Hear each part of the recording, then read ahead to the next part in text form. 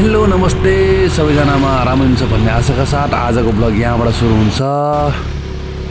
आज चाहिँ हामी ठ्याक्कै पोखराबाट चाहिँ हामी चाहिँ भुर्चुङ खोलाको यात्रामा छौँ। अहिले चाहिँ हामी स्कुटीमा भुर्चुङ खोलातिर गइरहेको अवस्था छ।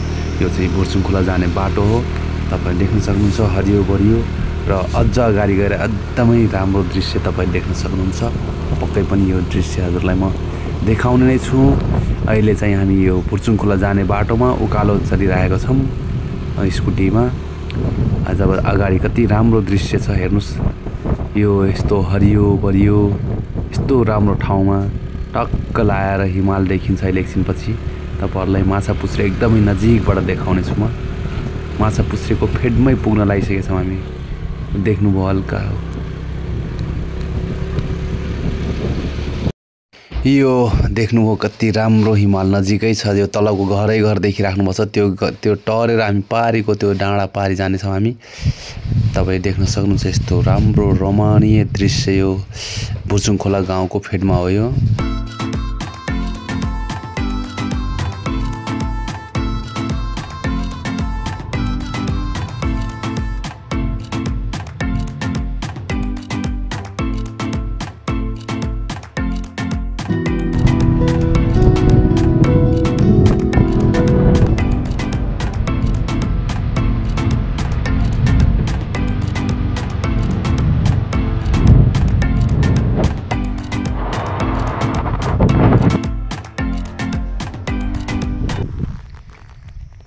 हेलो नमस्ते, स्वागत छ तपाईहरुलाई मेरो यो फेरि अर्को नयाँ ब्लगमा। आज चाहिँ म चाहिँ हाम्रो कान्छा बाबा र म चाहिँ यहाँ चाहिँ भुर्चुङ खोला जानेछौँ। भुर्चुङ खोला जाने क्रममा चाहिँ तपाईहरुलाई देखाइरहेको छु। एकदमै राम्रो वातावरण छ यहाँ चाहिँ। यहाँको वातावरण देख्नुस्, यो हेर्न सक्नुहुन्छ। र यो माछापुच्छ्रे हिमालको एकदमै नजिक पुगेका छौँ हामीहरू।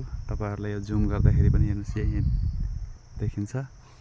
अगाडि गएर हामी चाहिँ देख्नेछौँ। हजुरहरूले देखिरहेको गाउँ नै यो भुर्चुङ खोला गाउँ हो। यो ठाउँसम्म पुग्यो तर खासै ब्लग बनाउने चाहिँ समय मिलेन। त्यही पनि यो दृश्य तपाईहरुलाई म देखाएँ। अब चाहिँ हामी सिधै चाहिँ पोखरा फर्किन लागिसकेका छौँ। पोखरा फर्केर अझ हामी चाहिँ अझ उतातिर जानुपर्ने छ। त्यता गइसकेपछि तपाईहरुलाई देखाउनेछु। र यतिखेर चाहिँ अब चाहिँ हाम्रो एकदमै ढिलो भइसकेको हुनाले धेरै चाहिँ भिडियो खिच्न सकेन। यही नै हो हजुरहरूको लागि। अब चाहिँ बेलुका भइसकेको छ। बेलुका गई हामी फर्किने बेलामा एकदमै जाम भएको यो अमरसिंह चोकको हो। पोखराको अमरसिंह चोकमा एकदमै ट्राफिक जाम लागेको छ। यो अमरसिंहको जाम कटेर आइसकेपछि पनि यहाँ महेन्द्रपुरमा हेर्न सक्नुहुन्छ, यहाँ पनि त्यस्तै जाम छ। यहाँ झनै एकदमै टाइम लागिरहेछ।